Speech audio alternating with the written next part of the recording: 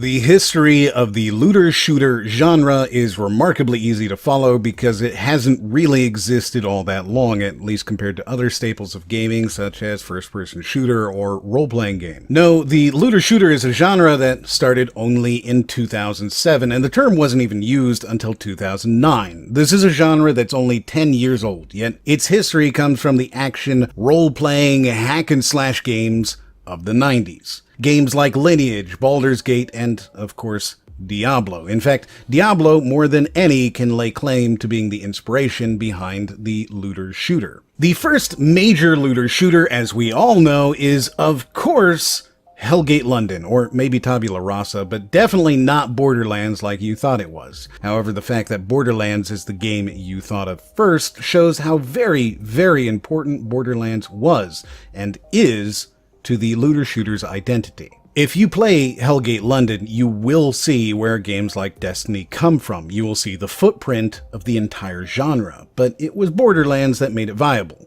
Similar to how first-person shooters existed before Doom and platformers existed before Super Mario, but nobody really cared, that's sort of the reception the idea of a looter-shooter received at first. In fact, it's a famous quote to throw up about video game analysts that Michael Pachter, widely reputed to be the most influential analyst in the gaming industry, once said that Borderlands would fail horribly because people who wanted to play a shooter would play a shooter, and people who wanted to play an RPG would play an RPG. And now today, all of the games are some variation of RPG shooter, just all of the games. Borderlands is a good starting point though, because most gamers have played one of them. Either you played 1, 2, or the bad one, or you're just getting your knife sharpened to end Gearbox's long history of disappointment if the third one isn't perfect, and so I feel perfectly okay saying let's start there. See, Borderlands firmly established what a looter-shooter should be for most gamers. It gives you a lot of loot, which gets progressively better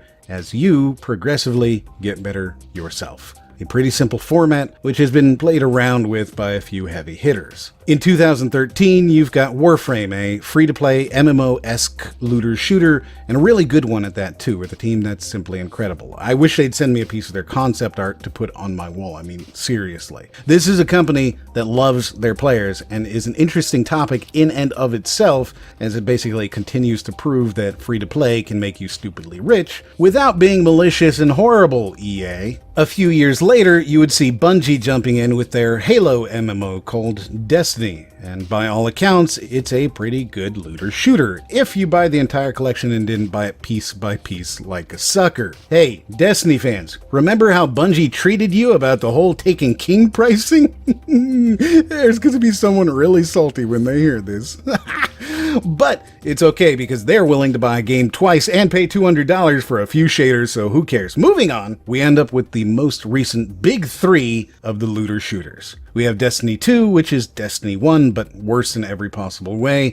We have Anthem, which is Destiny 1, but worse in every possible way. And then we have The Division and The Division 2. A quick side note before I talk about The Division 2 for a few minutes, but Anthem is the first game I've played in several years that bored me so badly I couldn't give it my normal 5 to 10 hours before making a decision about whether it's good or not. A few months ago, I made a video called Single Player is Dead, which is less clickbaity than it sounds. I'm literally talking about how no gaming companies are making single player games because it makes no sense. And I talked a lot about how we would see more of these games as a service or bring your own fun style games in the future. If you've played any game that requires an online connection so that it can give you a random in-world event or special timed mission, stuff like that, well, that's a BYOF game. That video goes over how I played every single game on Origin using their Origin access, and I played every single Call of Duty. I shared libraries with some friends, and I essentially went through and just played all these games that I'd mostly written off. Destiny, Destiny 2, Titanfall, all the Battlefields, even Hardline, and it's one of my rules, not a hard rule mind you, but something I strive for, to play a game for 5 to 10 hours. I want to be able to say that a game sucks and be totally justified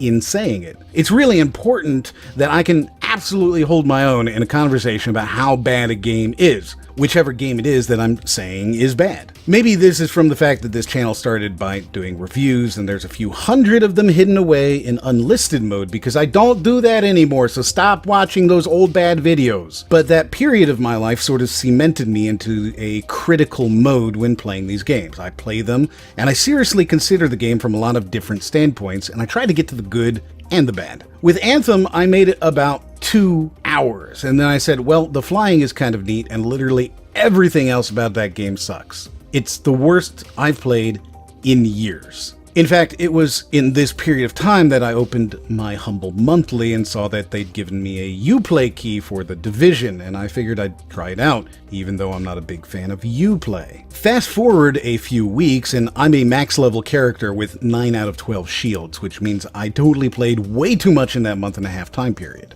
It's a really solid game, and it came out, conveniently enough, just in time for me to pick up The Division 2. And I brought most of the Crime War community from the Discord with me. We're just all in there shooting and looting and doing all of the things in our max level clan. And that's sort of the entire history of the looter shooter. The question is, what's going to come next? When you look at the Reddit for The Division, the people are mad about really small things. This is a good thing overall because it means that the game is solid enough we don't have to complain about how everything is broken, EA. In fact, they just held a major event with paid and free loot boxes, and basically everyone is saying, hey, that wasn't bad at all. You only really need to pay for anything if you want to, because everything can be gotten in-game for free, EA. And I don't mean to pick on EA, but they really aren't doing so hot for me lately, and I'm a little salty. I really want a good Star Wars game, and they decided to show a trailer for it, and now I'm thinking of all the ways they're about to completely mess it up because I thought Battlefront 2 looked cool too. Call me jaded.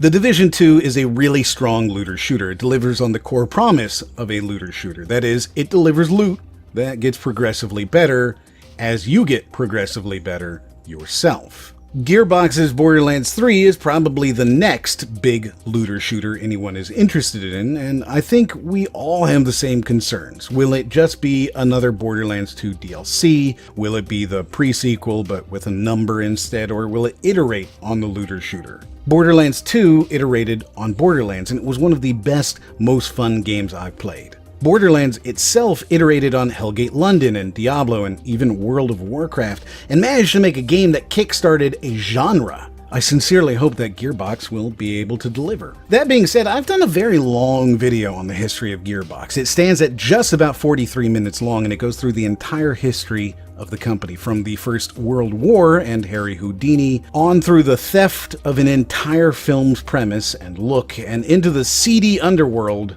of Randy Pitchford. One of Gearbox's volunteers called it eye-opening in the comment he wrote from work, which I thought was hilarious. I've also covered another one of the companies in this video with Bungie, but from a slightly different angle. While Bungie was working on Halo, they also started their first Bungie studio outside of the main offices. Oni, the game they produced, also led to them closing that same studio, and my interview with the lead designer of the game shed some light on why. Check them both out, they're fantastic and everybody loves them, especially that cute person you like. If you want to watch them, you can see them on the screen right now, and as always, we'll see you on the next one.